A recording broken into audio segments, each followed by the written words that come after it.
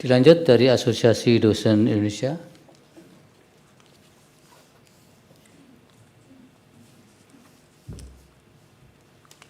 Waktunya sama supaya diringkas penyampaiannya. Baik, bismillahirrahmanirrahim. Yang mulia Ketua dan anggota Hakim Konstitusi yang saya hormati, para profesor, dosen akademika yang hadir di ruangan maupun online di seluruh Indonesia. Assalamualaikum warahmatullahi wabarakatuh. Selamat pagi, salam sejahtera, Om Swastiastu, Namo Buddhaya. Yang mulia, isu kesejahteraan yang dibahas kali ini bukan hanya mengenai isu penghasilan, tapi ini adalah isu konstitusional. Bagaimana amanat Undang-Undang Dasar 1945, tujuan bernegara untuk mencerdaskan bangsa, ini dapat dilaksanakan oleh para sivitas akademika. Ini adalah isu mengenai keadilan sosial. Bagaimana profesi martabat dosen menjadi sebuah kebanggaan dan kewajiban untuk menjalankan tugas yang mulia. Dan ini juga merupakan isu mengenai masa depan pendidikan tinggi Indonesia. Bagaimana di tahun 2045 Indonesia mampu menjadi negara maju dan berdaya saing. Yang mulia, saya Profesor Muhammad Ali Brawi, Ketua Umum Asosiasi Dosen Indonesia dan Guru Besar Fakultas Teknik Universitas Indonesia.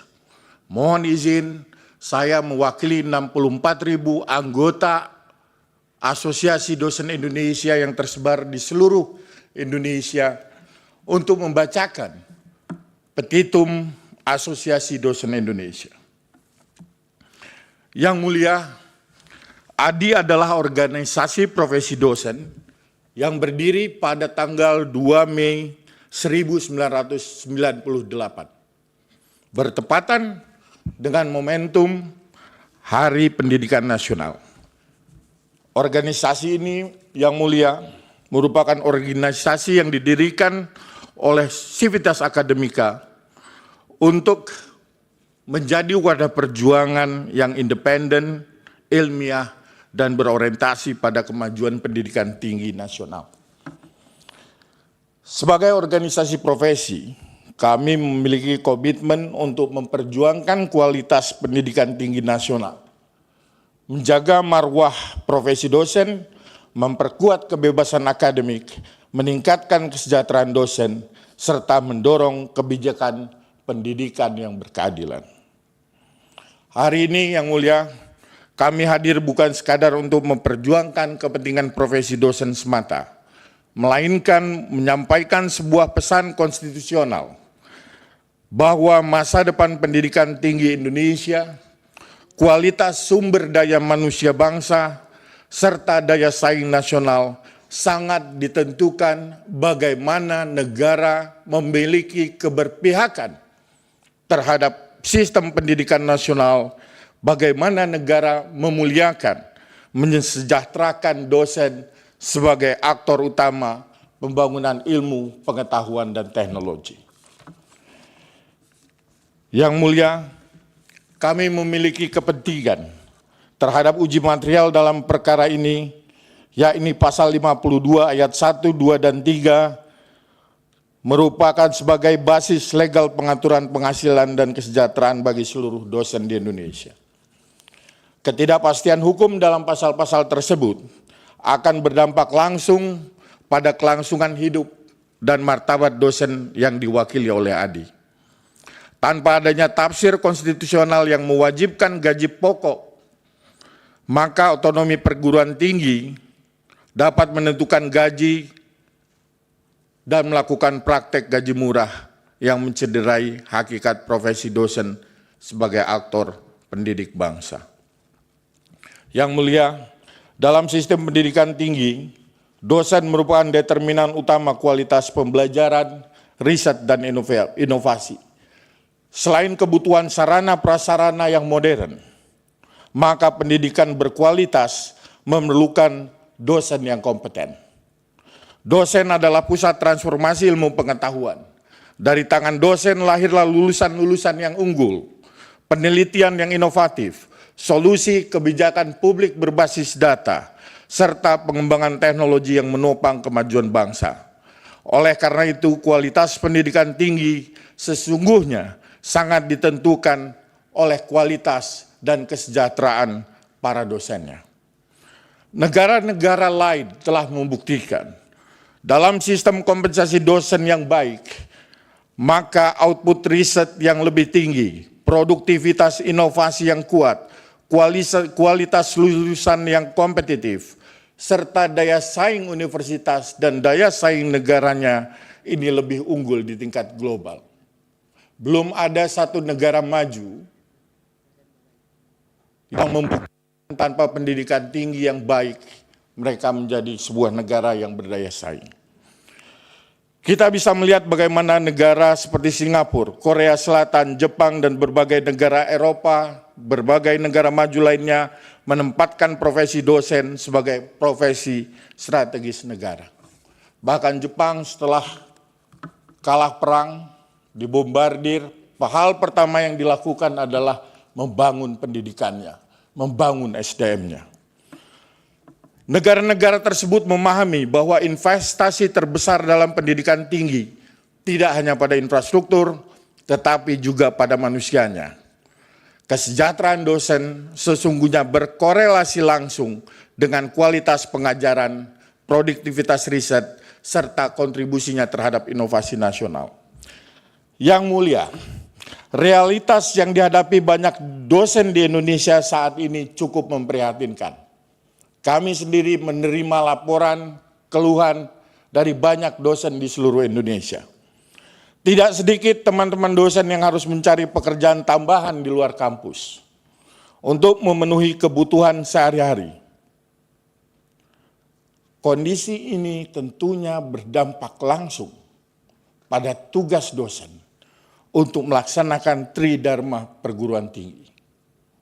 Saya tidak habis berpikir bagaimana dosen bisa menjalankan tridharmanya secara optimal pada saat mereka juga dituntut untuk memenuhi kebutuhan dasar keluarganya.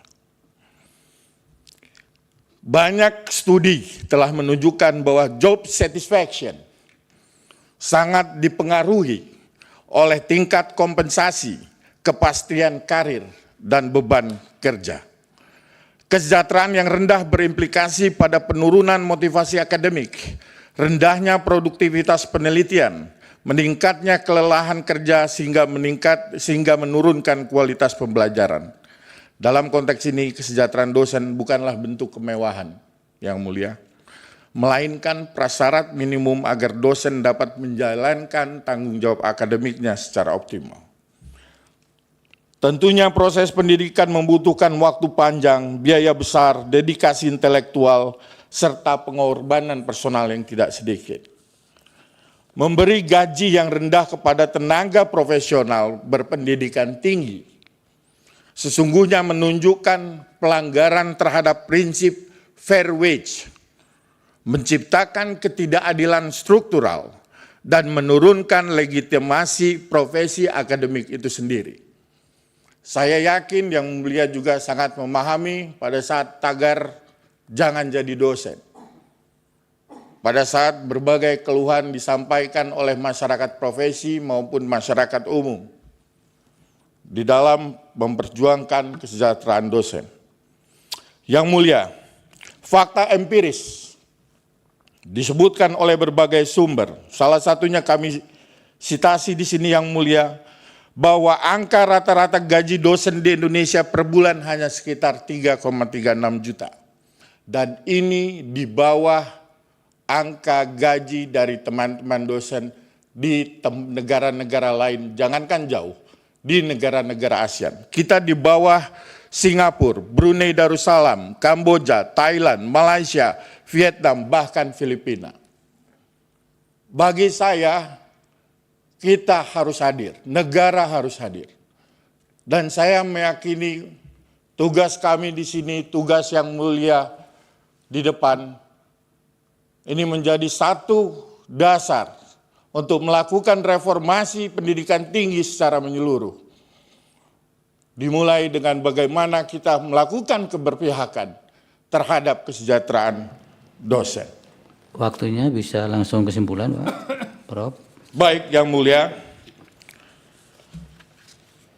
Berdasarkan berbagai penjelasan, kami sudah submit juga Yang Mulia petitumnya secara lengkap. Kami sebagai pihak terkait memohon kepada Yang Mulia Majelis Hakim Mahkamah Konstitusi untuk mengabulkan permohonan yang diajukan oleh para pemohon dengan amar sebagai berikut. 1. Mengabulkan permohonan para pemohon untuk seluruhnya. 2.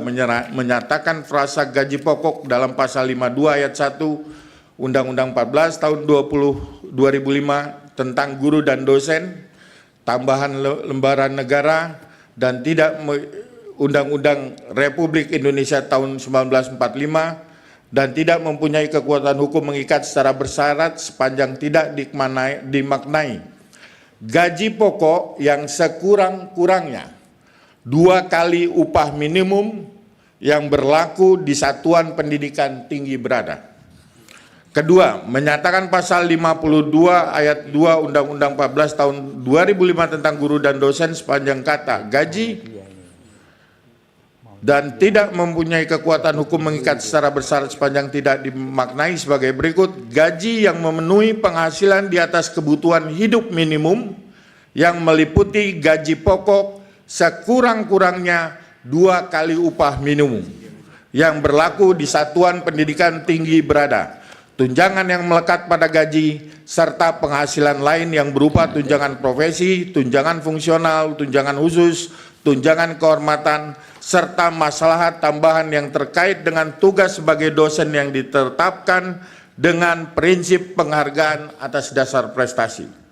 Keempat, menyatakan pasal 52 ayat 3 dan seterusnya bahwa gaji yang memenuhi penghasilan di atas kebutuhan hidup minimum yang meliputi gaji pokok sekurang-kurangnya 2 kali upah minimum yang berlaku di satuan pendidikan tinggi berada, tunjangan yang melekat pada gaji, serta penghasilan lain yang berupa tunjangan profesi, tunjangan fungsional, tunjangan khusus, tunjangan kehormatan, serta maslahatan tambahan yang terkait dengan tugas sebagai dosen yang ditetapkan dengan prinsip penghargaan atas dasar prestasi.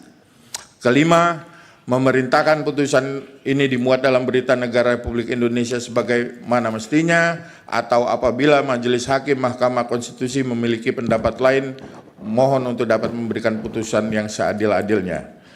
Terakhir, terima kasih atas perhatian Yang Mulia. Mudah-mudahan kesempatan yang tanggung jawab yang berada di atas pundak kita masing-masing dapat kita jalankan dengan baik di dalam momentum kesempatan yang baik ini. Mudah-mudahan dapat menjadi amal ibadah bagi kita semua. Demikian keterangan yang dapat saya sampaikan atas perhatian yang diberikan. Kami ucapkan Assalamualaikum warahmatullahi wabarakatuh. Panjang umur perjuangan. Amin.